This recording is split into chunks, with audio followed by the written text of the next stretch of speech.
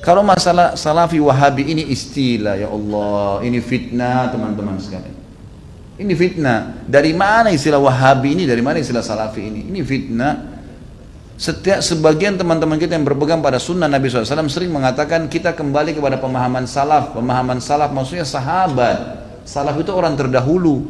Dikatakan pesantren salafiyah, pesantren yang dulu, tradisional gitu kan. Jadi itu pemahaman kembali kepada salaful ummah. Hanya itu. Begitu dikatakan kembali kepada salaf sahabat, oh ini kelompok salafi namanya. Nisbatkan. Dari mana ini penisbatan ini gitu kan? Kemudian wahabi, wahabi. Apa wahabi ini? Dari mana istilah ini? Ini keluar dari mulut orang-orang yang tidak bertanggung jawab. Kalau kita lihat cirinya orang wahabi, yang dianggap wahabi orangnya berjenggot, jalankan sunnah Nabi. Kalau sholat ke masjid, istrinya pakai tutup aurat. Ya, di rumahnya jauh dari perbuatan-perbuatan dosa. Ini nih kelompok nih. Diolok-olok, wahabila. Saya pernah dimasukkan dalam grup gitu kan. Saya lihat semuanya disatuin, teman-teman dari semua ormas ada, termasuk nama saya masuk di situ. Banyak, mungkin ada 80 atau 100 orang ustadz, kiai dan seterusnya. Baru saya masuk di situ saya sudah baca. Ah, ini banyak ustadz-ustadz wahabi, dimain-mainin gitu, tulisannya pakai O. Wahabilah ini. Oh, ini wahabi ini suka tolak salawat, suka tolak zikir, suka tolak doa.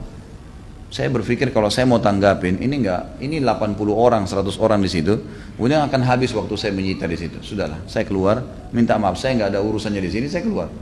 Karena yang bilang orang-orang yang pernah belajar di Saudi teman-teman benci sama zikir itu siapa? Anda yang fitnah itu. Gimana caranya?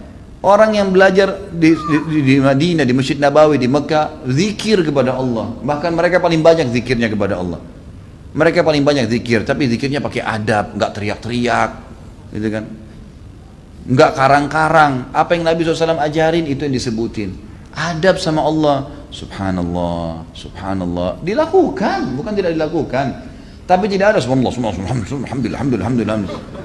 Dibayangkan main-main, Allahu, apa ini? Ini apa ini? Ini kalau zaman Umar sudah diketuk semua kepalanya nih. Ngarang-ngarang gitu kan. Oh ini benci sama doa. Siapa yang bilang benci doa teman-teman sekalian? Antum nggak dengar tuh bagaimana Syekh Sudes berdoa sampai hampir 1 jam kalau sholat kunut? Itu dikatakan tuh, itu pentolannya wahabi katanya. Baik berdoa kunut 1 jam sampai orang semua pada menangis seluruh dunia, antum bilang itu wahabi? Ini subhanallah ini. Benci doa itu namanya? Ajib. Sesuatu yang aneh gitu. Bagi saya tuduhan-tuduhan yang tidak beralasan sama sekali. Nggak beralasan nih. Yang penting dari Saudi wahabi gitu kan. Saya sampai waktu mau berangkat ke Saudi, awal saya mau belajar tahun 90, teman-teman ayah saya sempat titip pesan dari kota Makassar, Khalid, nanti kamu ke Saudi, ambil ilmunya tapi jangan jadi wahabi. Baik, saya berangkat 6 bulan pertama teman-teman sekalian, semua guru yang masuk saya ketakutan lihat. Ini wahabi nih. Apa ini wahabi? Mau yang menakutkan ini. Kena wanti-wanti begitu. Lama-lama setelah setiap guru masuk di Madinah, wallahi saya bersumpah atas nama Allah teman-teman sekalian, tidak pernah ada sebutan nama wahabi. Saya tidak pernah dengar kata-kata wahabi dari mulut mereka. Wallah, yang ada cuman qala Allah, qala Rasul. Allah berfirman, Rasulullah bersabda. Wallahi, saya sumpah di sini di masjid ini memang begitu ajarannya.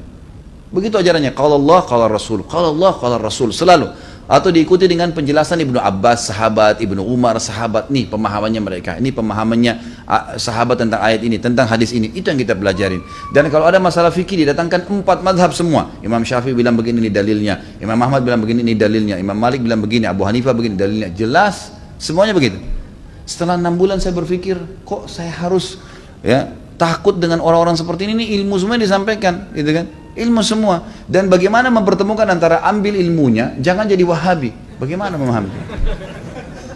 Saya nggak nyambung gitu. Gimana caranya? Gitu.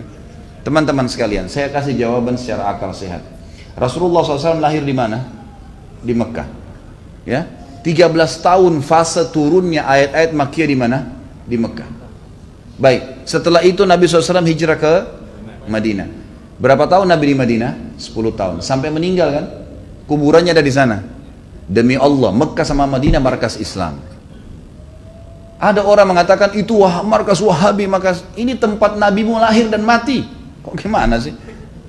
Lalu dikatakan itu ajarannya tidak benar, yang sesat. Padahal kalau kita duduk di majelisnya ulama, Ini Rasulullah bersabda, ayat Al-Quran dalam surah ini. Selalu itu, silakan saya tantang siapapun teman-teman sekalian.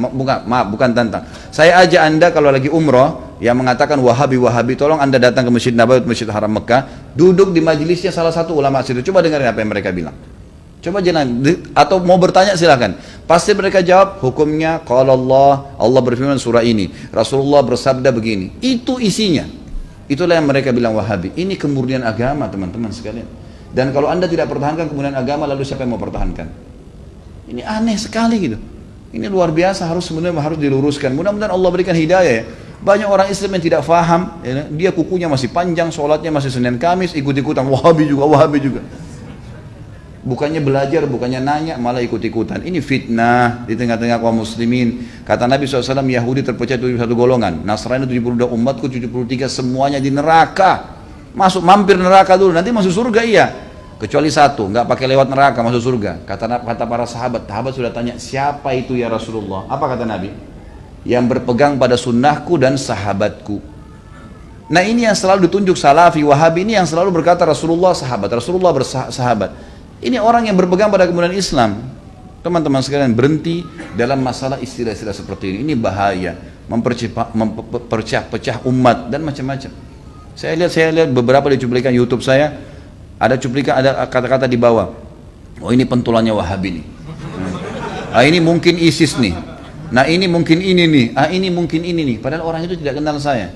Bagaimana pertanggungjawaban dia hari kiamat di depan Allah? Coba nuduh saya, bisa ketemu sama saya minta maaf nggak? Kalau nggak ketemu, gimana coba? Saya bisa maafin, tapi dalam hukum Islam, kalau seseorang memfitnah saudaranya Muslim, menuduh sesuatu yang dia tidak punya ilmu, kan itu, sudah dimaafin pun pada orang yang melakukan orang-orang yang sedang difitnah, tetap hukum syar'i dia harus minta maaf. Kalau tidak, saya dapat pahala karena memaafkan, dia tetap dihukum sama Allah karena masih belum minta maaf. Variabelnya begitu kan? Hukumnya begitu. Orang mencuri, yang itu. Kemudian dia tidak kembalikan haknya orang, tetap dihukum, nggak bisa.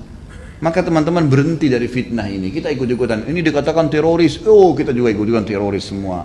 Ini garis keras, ini kita katakan garis keras. Belajar, kita punya mata bisa melihat, telinga bisa mendengar, hati bisa berpikir, bisa merenungi. Dengar dong dulu, gitu kan? Apa yang disampaikan? Kalau disampaikan benar, terima. Kan itu.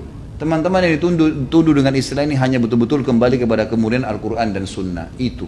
Coba hadiri pengajiannya pasti selalu kalau Allah, kalau Rasul. Kalau Allah, kalau Rasul. Ini ajaran Islam teman-teman.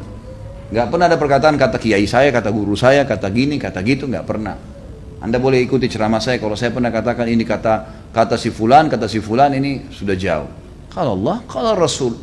Ada tanggapan ulama yang merincikan mungkin atau menyampaikan. Itu mungkin.